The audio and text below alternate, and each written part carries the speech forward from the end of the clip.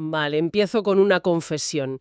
En mi mesita de noche tengo una pila de libros que, la verdad, me miran con bastante reproche. Mm, Y a la vez, en el navegador del ordenador, pues debo tener unas 50 pestañas abiertas con artículos guardados para leer más tarde. Te entiendo perfectamente. Es una situación muy común, yo creo. Supongo que sí. Y nos lleva directamente a una pregunta que nos planteaba quien nos escucha hoy. ¿Qué significa realmente leer en el siglo XXI? Es que esa es la gran pregunta.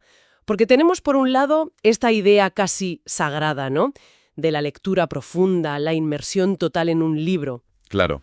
Y por otro, la realidad, la de escanear, filtrar, consumir información a una velocidad de vértigo.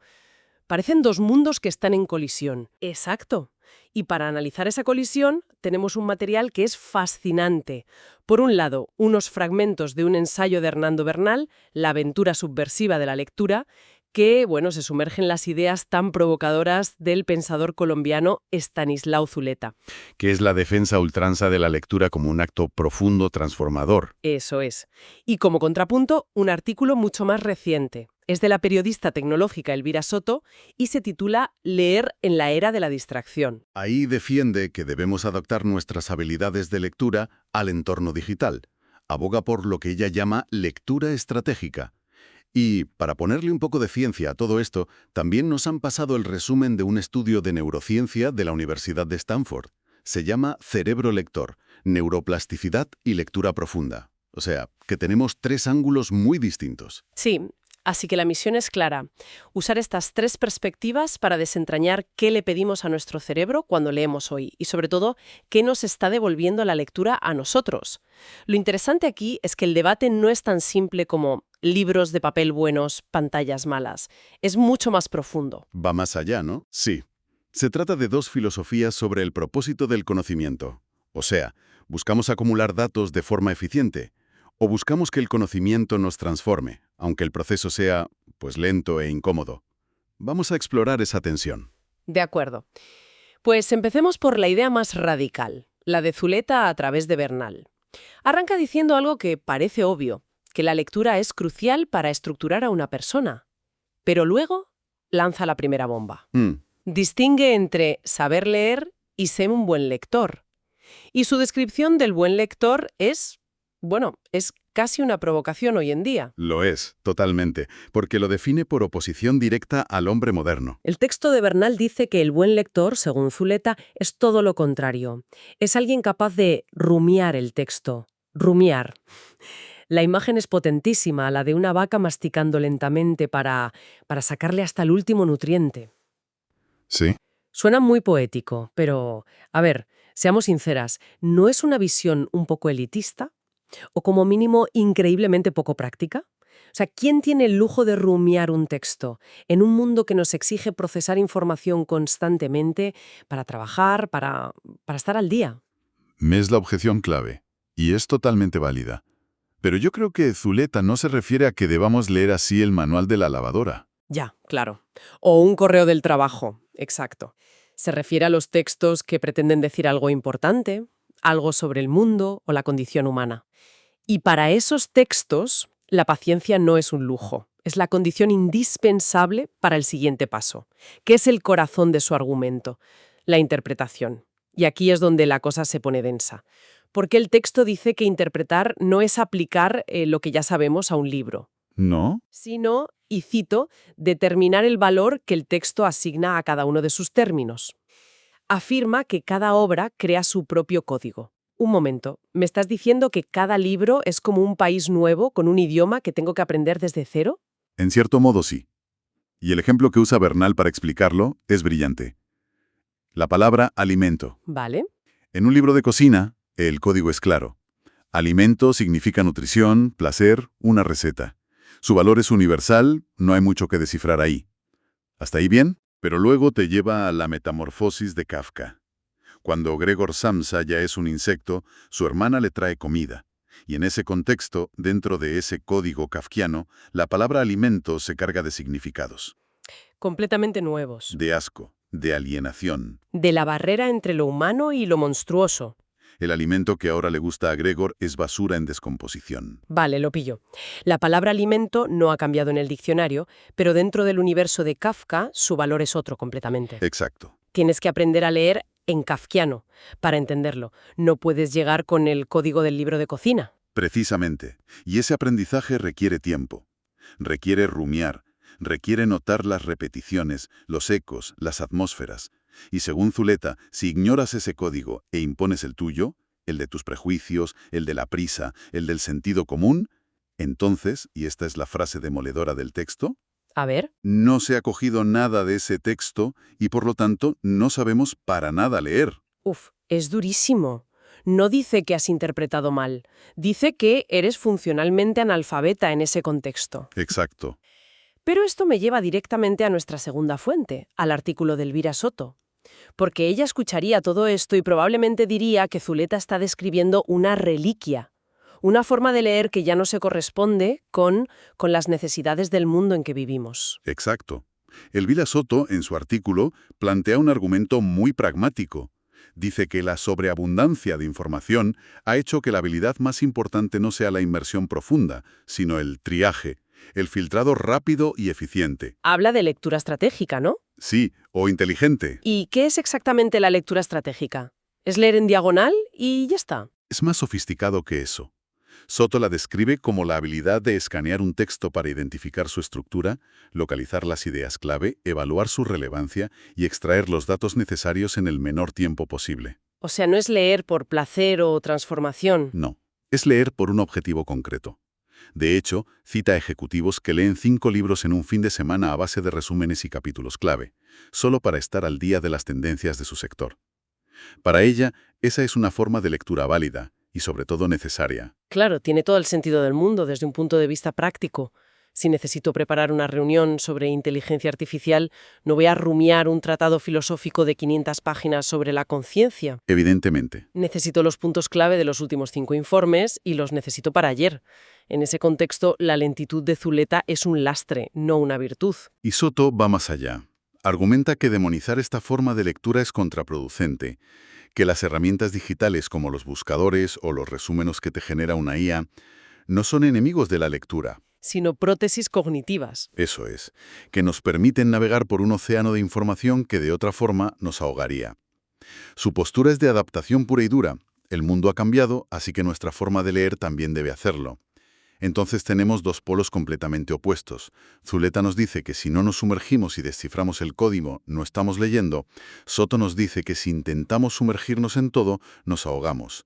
Y que la habilidad clave es saber navegar por la superficie. Parecen irreconciliables. Totalmente. Y aquí es donde la tercera fuente, el estudio de neurociencia, puede darnos un poco de luz. ¿Qué pasa realmente en nuestro cerebro, en cada caso? Aquí es donde la cosa se pone fascinante de verdad. El estudio cerebro-lector monitorizó la actividad cerebral de personas mientras hacían 2 tareas distintas. La primera era una lectura profunda, lineal, de un pasaje de una novela. La lectura tipo Zuleta. Exacto. La segunda era buscar información específica en una serie de páginas web, muy parecido a la lectura estratégica de Soto. Y encontraron diferencias, supongo. Diferencias abismales. Durante la lectura profunda, se activaban de forma muy intensa no solo las áreas del lenguaje, también regiones asociadas con la empatía, la cognición espacial, el razonamiento moral y abstracto. Vaya. Es como si el cerebro estuviera simulando la experiencia, viviéndola. El estudio habla de la creación de circuitos de pensamiento complejo. ¡Wow! Y con la lectura en pantalla, la estratégica, la actividad era muy diferente. Se activaban sobre todo las áreas relacionadas con la toma de decisiones rápidas y el procesamiento visual multitarea.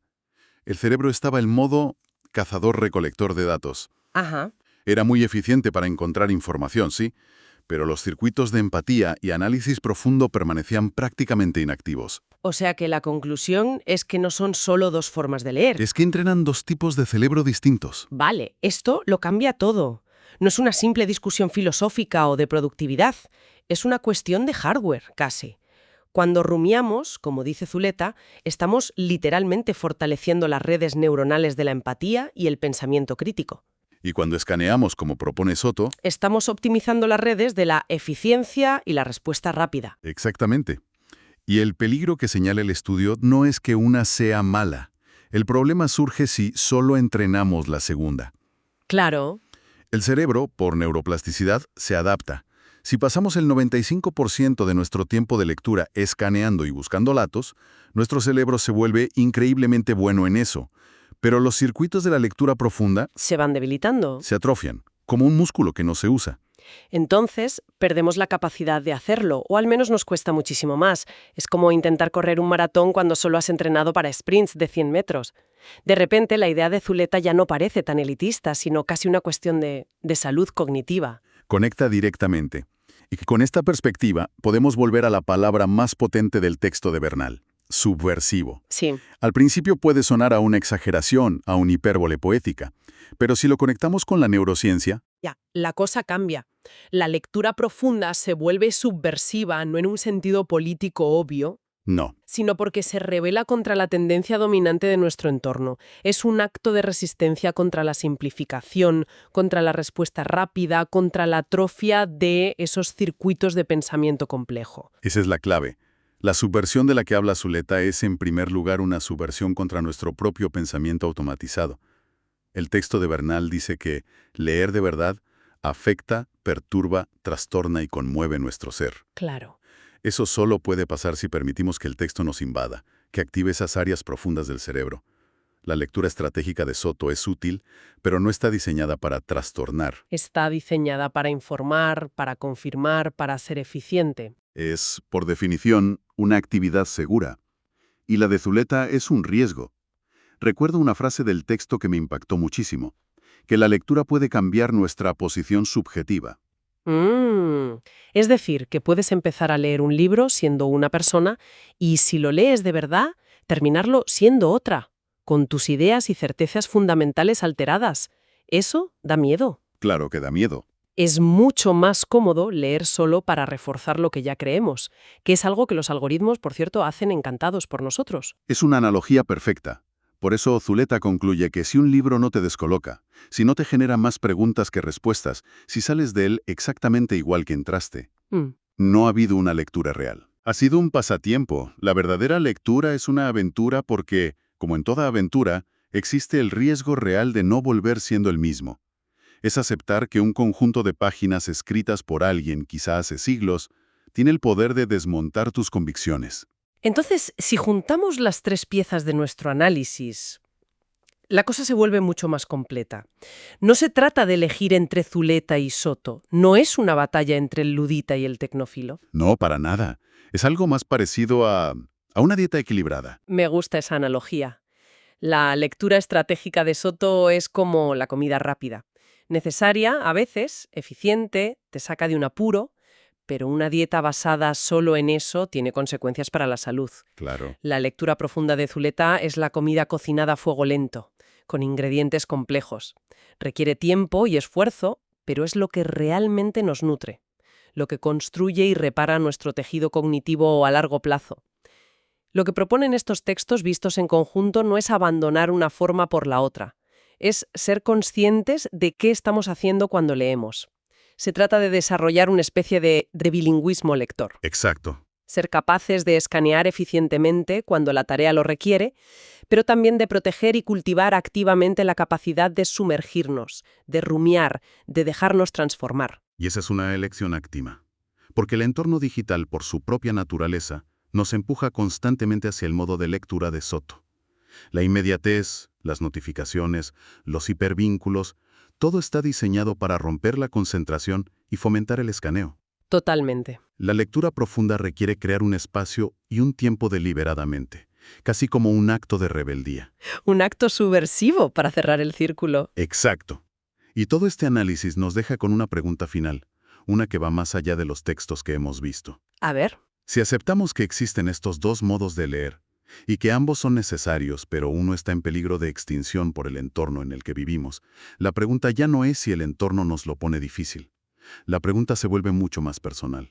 Adelante. Si la lectura rápida y estratégica está diseñada para darnos respuestas y datos, y la lectura profunda está diseñada para transformarnos a través de las preguntas, ¿qué espacio le estamos haciendo en nuestra vida a las preguntas sin respuesta fácil? ¿Cuándo fue la última vez que elegimos conscientemente el camino cognitivamente difícil con un texto, no para ser más productivos o para saber más, sino con la voluntad explícita de arriesgarnos a cambiar de opinión? ¿Qué libro hemos dejado que nos desarme, sabiendo que la eficiencia no era el objetivo sino la transformación?